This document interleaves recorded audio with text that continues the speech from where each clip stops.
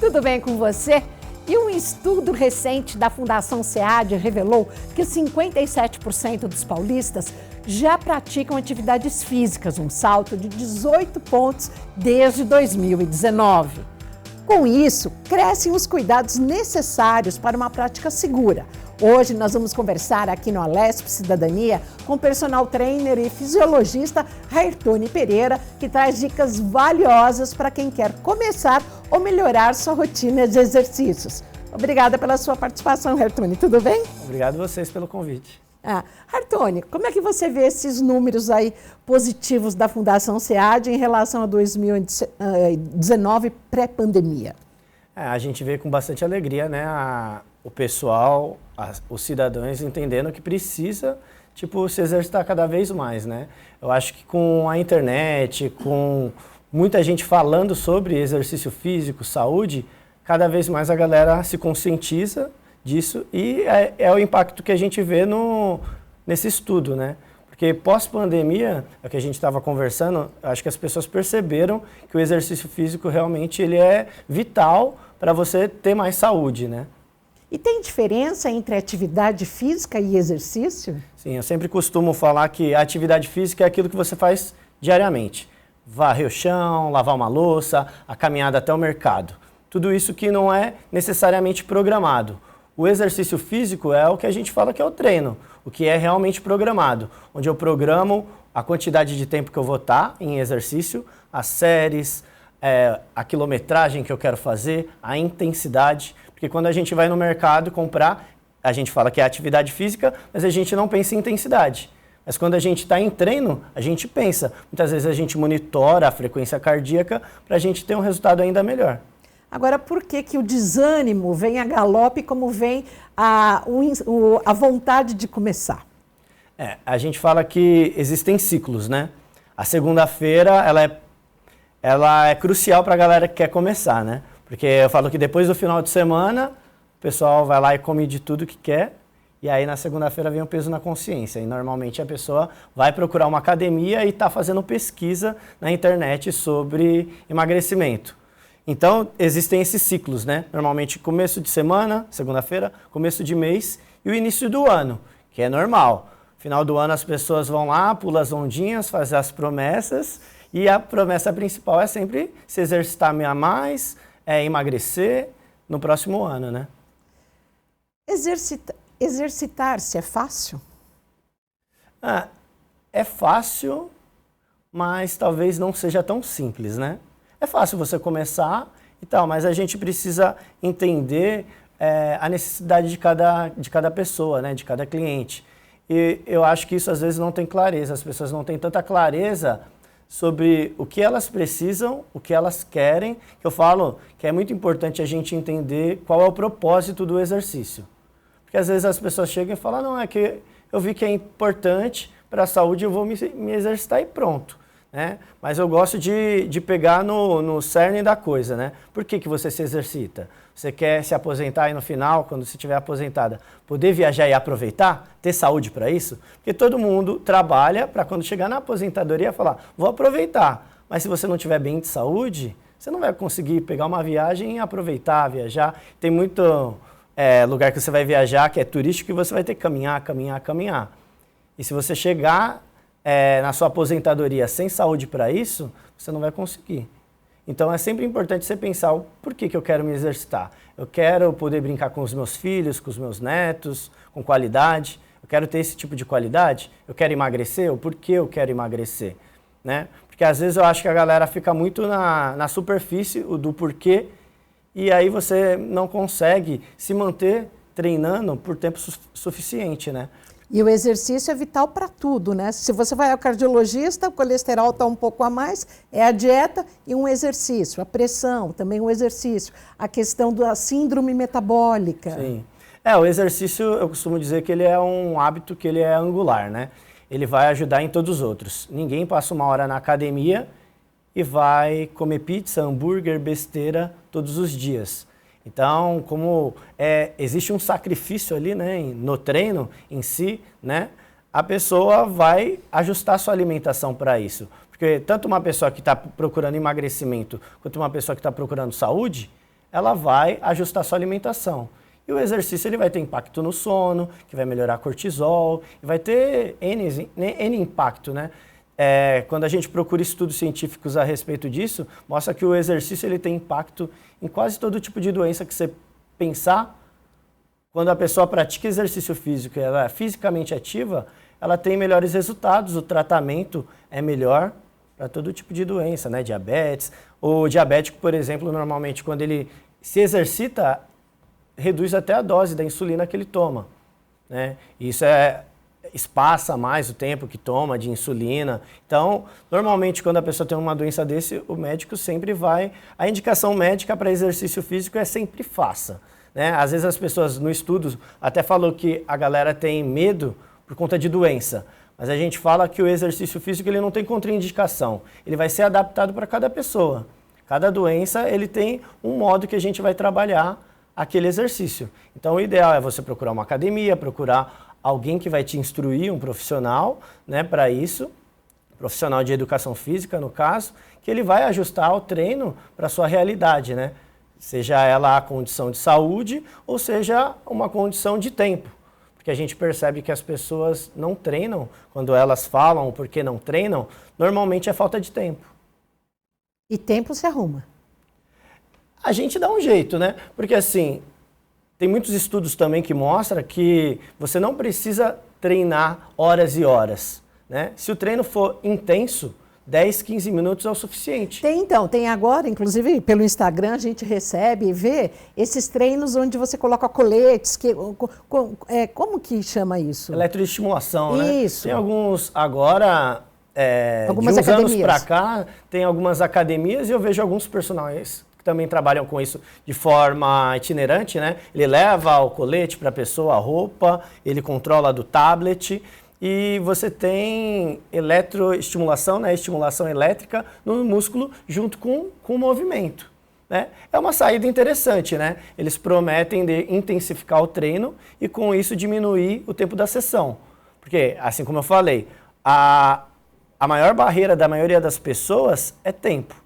Então, quando a gente consegue trazer uma sessão de treino que ela é mais curta, a gente consegue encaixar melhor na rotina das pessoas. E esse método moderno, ele dá resultado como o tradicional? Sim, sim. Tem muitos estudos que mostram que o que foi conhecido hoje, disseminado na internet, como Tabata, né? Método Tabata, que ele O que é isso? É o que a gente chama de HIIT, né? Treino intervalado de alta intensidade, onde você faz uma parte do treino intensa e aí você reduz a intensidade. E você vai variando dessa forma. E aí a gente consegue fazer sessões que às vezes duram 10 minutos, 15 minutos. A gente pode ter os HIITs que são mais longos, mas quando a gente pensa na pessoa que não tem tempo, o ideal é a gente reduzir. E mesmo porque se a pessoa não tem tempo e não está fazendo nada, 10 minutos é melhor do que nada. E aí mesmo, e com esses equipamentos, então, auxiliaria muito mais para quem não tem tempo. Sim, é uma saída os equipamentos, mas ele não é a única forma. A gente consegue treinar com o peso do corpo, né? Normalmente eu tenho clientes que a gente treina de forma online e da casa deles, onde a gente faz o polichinelo, agachamento, flexão, abdominal. Se você montar o treino direitinho, ele com pouco tempo, 10 minutos, 15 minutos, a gente consegue entregar resultado para o cliente, fazendo realmente o exercício certo, da forma certa. Em função de tudo isso, quais são os cuidados indispensáveis, Hertone, para que as pessoas não se machuquem, não tenham lesões aí, seja no exercício livre, num parque ou mesmo numa academia? Eu acredito que para a gente minimizar ao máximo as lesões, a gente tem que saber, né, o que a gente tem, então acompanhamento médico, para você prever ali, se tem algum problema no joelho, entender o que é, né? Porque muitas vezes a pessoa vem com uma dor no joelho, mas a gente não sabe exatamente o que é, para a gente poder tratar. Então a gente precisa saber ter o diagnóstico ali do que é. Então esse acompanhamento médico é sempre importante.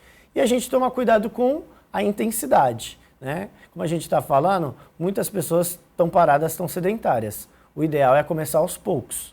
O que é começar aos poucos? Eu digo que para uma pessoa que está muito tempo parada, começar 2 vezes a 3 vezes na semana é o suficiente, né? Não adianta querer começar com um volume muito grande de treino. Precisa ser dolorido ou doloroso?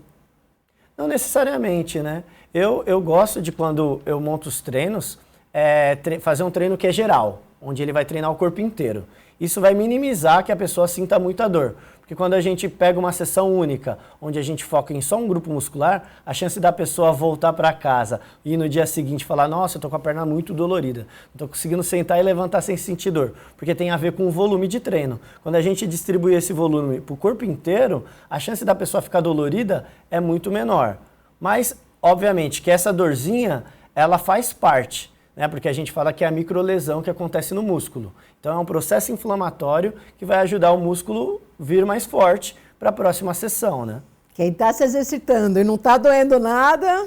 provavelmente pode estar fazendo muito fraco. É sempre bom aumentar a dose. A gente fala que existe uma dose-resposta. Então a gente precisa sempre aumentando a dose do exercício, pensando em carga ou volume. Carga seria o peso que a gente utiliza e volume o número de repetições, de séries ou de dias na semana que a gente vai treinar. Então a gente tem que sempre estar ajustando para estar progredindo no treino. Para quem nunca se exercitou, quais são os principais e primeiros exercícios que você pode indicar para quem está entrando, para os iniciantes? Um exercício que eu falo que ele é primordial, que ele tem que estar no treino de todo mundo, é o agachamento, que é sentar e levantar. Quer fazer aqui? Posso fazer. Pode fazer. Que seria aqui, na cadeira, se você está em casa e não tem material, o sentar e levantar, levantou e sentou, isso daqui já é ótimo. Principalmente quando a gente pensa no pessoal da terceira idade, que após os 40 anos, a gente começa a perder hormônio e a gente diminui a massa muscular. Então eu sempre falo que ao levantar, a gente tem que induzir o idoso, a pessoa que está treinando, a levantar rápido. Porque isso a gente vai trabalhar as fibras de contração rápida. Então repete, então na hora por favor. de subir, pum, bem rapidinho, explosivo. E aí você desce controlado. Esse exercício eu falo que é primordial. Muitas vezes o cliente chega com medo falando, falaram para mim não agachar. É que o médico vai falar para você não agachar porque ele tem medo de você pecar pelo excesso. Esse levantar rápido não pode dar tontura? Pode acontecer se a pessoa tiver alguma questão já estabelecida, como labirintite e tal. Normalmente não. Se a pessoa tivesse alimentado direitinho, ela Então o dificilmente levantar, o segundo exercício qual é? A gente tem a prancha. Não, né, mas o prancha agachar frontal. que você falou. Não, que você falou que as pessoas têm primeiro se levantar e depois o segundo exercício. Sim, então a gente trabalharia a prancha, que é um exercício fácil que dá para fazer em casa, né? Aquele que você faz o apoio e fica, que todo mundo reclama que 1 minuto parece 1 hora na prancha, que ele vai trabalhar a força abdominal. E essa força abdominal, tem muito estudo que mostra que esse exercício, ele praticamente não tem contraindicação. O pessoal fala, eu tenho hérnia, eu tenho isso, tenho aquilo, vai melhorar. Faz numa parede simulada aqui, é assim, é a prancha? A prancha. Então, por favor, fica de pé e mostra. Você vai aqui como se você estivesse no chão, né? No e você chão, vai tá. apoiar. Não na parede, no chão. E segurar aqui. Que é a flexão. Isso. Não, a flexão seria empurrando. Tá. Né? Você vai parar aqui e travar. Fazer força no abdômen, contrair aqui e ficar durinho, para não deixar o seu tronco cair e ir para frente. Isso a gente vai trabalhar a força aqui da parede abdominal.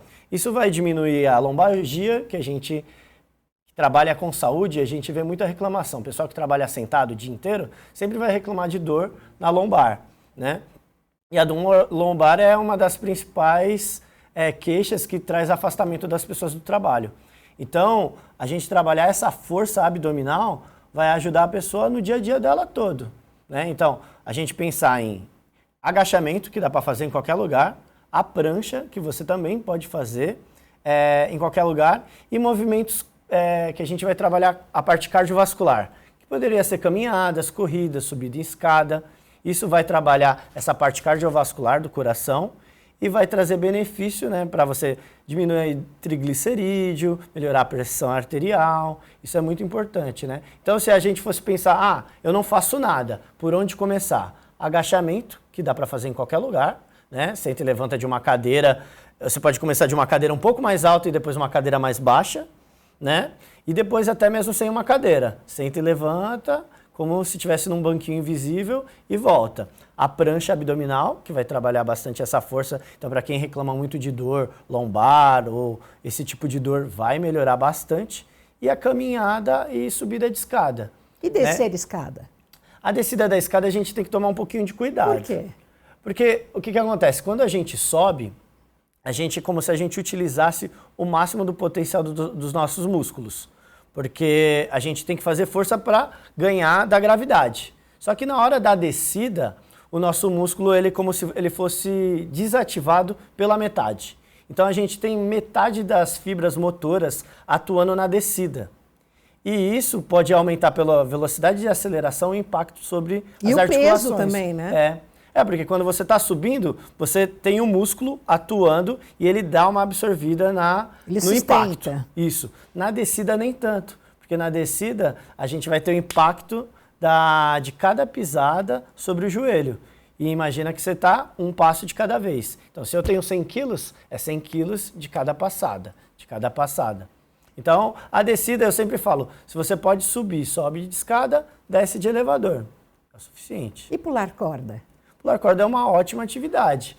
Eu gosto bastante. Eu acho que ela tem a questão de não ocupar tanto espaço. Você consegue fazer um espaço curto, né? Você não precisa de muito espaço. Ela aumenta bastante a frequência cardíaca e ela não tem tanto risco, né? E se você não tiver uma corda, você simula uma corda imaginária. Você pode fazer um movimento com a mão e vai saltando, dando saltos pequenos e é excelente. Para quem sofre de osteopenia, por exemplo, tem alguns estudos que mostram que esse impacto ritmado, ele é bom para a recuperação da massa óssea, né? Porque é isso, a musculação e o exercício cardiovascular ritmado, ele vai ajudar bastante na saúde das pessoas que sofrem de osteopenia. O que vale mais a pena numa esteira? Você correr, se a pessoa não gosta de correr, ou caminhar com rampa? Eu prefiro inicialmente começar caminhando com rampa. Porque quando a gente caminha com rampa, ela tem uma ideia similar do que acontece na escada, né? Eu tenho um maior grau de gasto energético e a gente tem menos impacto quando a gente está subindo, né? Porque se a gente for pensar lá na aula da física, aceleração versus o ponto de impacto, né? Quando a gente dá o passo para frente para atacar uma esteira que está subindo, a gente tem menos tempo de aceleração contra o solo. Então a gente tem um impacto menor sobre a articulação. Isso previne a articulação, mas promove um maior gasto energético, porque a gente está tendo que levantar, né, subir o nosso peso corporal para subir essa rampa. Então eu iniciaria na rampa. E na esteira, pode se segurar nas laterais? Tem que tomar cuidado com segurar nas laterais, né? Porque às vezes na academia a gente percebe a galera segurando na lateral e jogando o corpo para trás. Aí você está neutralizando a subida. Eu sempre falo para o cliente, segura com uma mão só. Porque se com uma mão só você tentar jogar o corpo para trás, você vai ficar torto e vai ver que está errado, né? Então você segura com uma mão, se a pessoa tem medo, ainda não está tão habitualizada com a esteira, né? Então ela segura com uma mão e vai ter que jogar seu tronco um pouco à frente para poder caminhar. Segurar é sinal de preguiçoso ou não? Não necessariamente. Normalmente quando a gente pensa em segurar, é porque a intensidade está bem ajustada, né? Então a gente tem que melhorar a performance para não precisar segurar. Normalmente a galera segura porque tem medo mesmo, né? Não tem o hábito de andar na esteira e acaba tendo um pouco de medo e prefere segurar para ter mais segurança. Agora, e quem tem um tempo muito restrito e só caminha uma vez na semana ou 2 vezes no máximo? Ajuda? Ajuda. Eu sempre falo que o pouco é o melhor do que nada, né? Mas o que a Organização Mundial de Saúde fala, que o ideal é de 120 a 150 minutos semanais de exercício, né? Se eles forem intensos, a gente consegue reduzir para 75 minutos. Isso dá para fracionar. Então, se a gente pensa que, eu falo que o caminhar do trabalho, para isso, aquilo, ele é atividade física se ele não for planejado. Mas se ele for planejado como você incluir o exercício, a gente pode considerar como treino. Imagina que você volta do trabalho e você pode caminhar 10, 15 minutos e você vai caminhar acelerado. Não passeando, não vendo vitrine. O que a gente fala é que não pode ser a caminhada de passeio de shopping, né? Que você está andando bem devagarzinho. O ideal é você ficar levemente ofegante, ser levemente desconfortável aquela caminhada. E obviamente que você pode variar, né? Porque quando a gente fala de caminhar na rua, como que a gente vai manter uma intensidade contínua se a gente tem que atravessar semáforo, tem buraco, isso e aquilo. Mas então, de um quarteirão para o outro, você pode acelerar o passo e isso tem que ser intencional. E líquido ou isotônico, eu posso ficar tomando no meio de na esteira ou mesmo durante uma série de exercícios? É bom ou não? Isso vai variar um pouco de pessoa para pessoa, não tem contraindicação. A hidratação é sempre bem-vinda, né? Eu, por exemplo, quando eu treino, é o momento que eu mais me hidrato no dia. Então eu levo a minha garrafinha e... Porque o que acontece? A gente percebe que as pessoas esquecem de beber água. Isso é uma reclamação recorrente das pessoas. Falam, mas é que eu esqueço.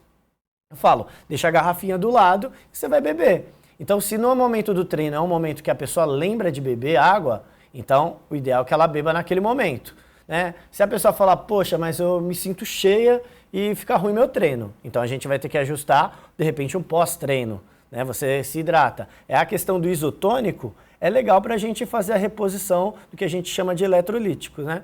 Porque o que acontece? A gente perde isso com o suor. E a perda dos eletrólitos, né, junto com a fadiga e a perda de líquido geral, né, não só dos sais minerais que a gente está falando, ela vai promover a cãibra. Então, essa reposição é importante. Mas ela não precisa ser reposta só na forma desse tipo de bebida, né? Você pode ir na alimentação. As frutas vão trazer isso, os sucos vão trazer isso. Então, uma alimentação balanceada, ele vai trazer essa reposição e muitas vezes você não vai precisar tomar no formato de suplemento. Agora, Ayrton, você escreveu um livro, autor do livro 5 atitudes para criar o hábito de se exercitar. Quais são elas? Quais são essas atitudes? Eu gosto de falar que primeiro você tem que começar devagar. Então não adianta você estar parado e querer treinar 5 vezes na semana e ir direto para o CrossFit numa atividade que às vezes é muito intensa. Comece devagar, né? Você vai ter que estabelecer metas. Então, quantas vezes na semana eu quero? E essas metas, ideal que elas sejam alcançáveis, né? Como eu falei, não adianta você querer estabelecer 5 vezes na semana se você está tanto tempo parado. Só pode por acaso, começar com 2, né? Começa devagar. Porque se você estabelecer uma meta muito difícil, a chance daquela meta desmotivar você é muito grande. Então, ela tem que ser alcançável e a gente vai ajustando essa meta aos poucos, né? E aí, então, a gente tem começar devagar, criar metas. Aí eu gosto de falar de não negociar, né, com você, porque é muito comum você planejar, segunda-feira eu vou começar, me inscrevi na academia e segunda-feira tá chovendo, tá frio. Aí você renegocia, né? Você fala, não vou hoje, vou amanhã. Não vou agora, vou mais tarde. Então você não pode negociar. E aí também a gente entra no planejar. Então eu sempre falo para os meus clientes, para os meus amigos, para as pessoas que querem começar a treinar. Eu falo, coloca na agenda. Isso tem que ser um compromisso com você mesmo, um compromisso de saúde. Porque se você não planejar, o seu trabalho vai te chamar e você vai falar, é mais importante trabalhar do que cuidar da minha saúde. Só que tem que estar lá planejado direitinho. Se não tiver na sua agenda, você não separar a roupa para treinar, você não separar o suplemento que você vai tomar, se você vai beber água, levar garrafinha, a chance de você criar uma desculpa para você mesmo e não treinar é grande, né? Vamos lá. Se planejar, começar devagar. Não negociar. Não negociar. Estou tentando lembrar, eu lembrei do último, mas eu não estou lembrando do meio. O último, eu falo que tem um propósito. Que é isso, né? Você tem que ter muito claro o porquê que você está fazendo aquilo, né? Eu lembro que uma vez um cliente veio me procurar e sem querer, ali na hora de decidir se vai começar ou não vai começar, eu toquei num ponto que para ele, eu percebi depois que era um ponto sensível. Que ele veio treinar porque ele estava com o ombro ruim, o joelho também ruim, e ele falou para mim que tinha um filho de 5 anos. Falei, mas você se imagina daqui mais 5 anos, se você não tratar do ombro, não tratar do joelho, se você vai conseguir fazer o que você gosta com seu filho? Porque ele falou para mim que gostava de surfar. Falei, imagina você daqui mais 5 anos, mais 10 anos, poder ir com seu filho fazer isso. Então é muito legal você ter clareza no porquê você está treinando. Treinar não quer só para emagrecer. Ele tem coisas a mais. Eu quero emagrecer para eu poder ver meus netos, para eu brincar com os meus netos com qualidade, para muitas vezes a gente entregar o que a gente às vezes não teve. Às vezes eu não tive a presença do pai tão forte, mas eu quero como pai entregar isso. E o exercício é uma ferramenta para isso no final das contas. Participar. Eu queria só destacar aqui nesse final de programa que o presidente da ABES, o Dr. Bruno Hauptner, publicou hoje, inclusive, a importância do exercício físico para quem emagreceu e quer manter esse peso perdido. É isso mesmo? Não tem, aí que não tem negociação? Sim, eu sempre falo que o trabalho tem que ser multidisciplinar, né? A gente vai trabalhar ali com o médico percebendo quais são as doenças que o cliente tem. A nutrição vai trabalhar para a gente perder a gordura, mas o exercício ele vai trabalhar na manutenção da massa muscular e na manutenção do peso perdido, né? Porque não tem outra forma de manter o peso que não seja se exercitando. Inventaram tudo, mas isso ainda não. Ainda não. Hartoni, muito obrigada pela sua participação aqui no Alesp Cidadania sobre esses dados tão positivos da Fundação SEAD dos últimos 5 anos em relação às atividades físicas realizadas por todos os paulistas e paulistanos. Obrigado a vocês pelo convite. Hoje ficamos por aqui. Muito obrigada pela sua audiência aqui na Rede Alesp Multiplataforma. Até mais.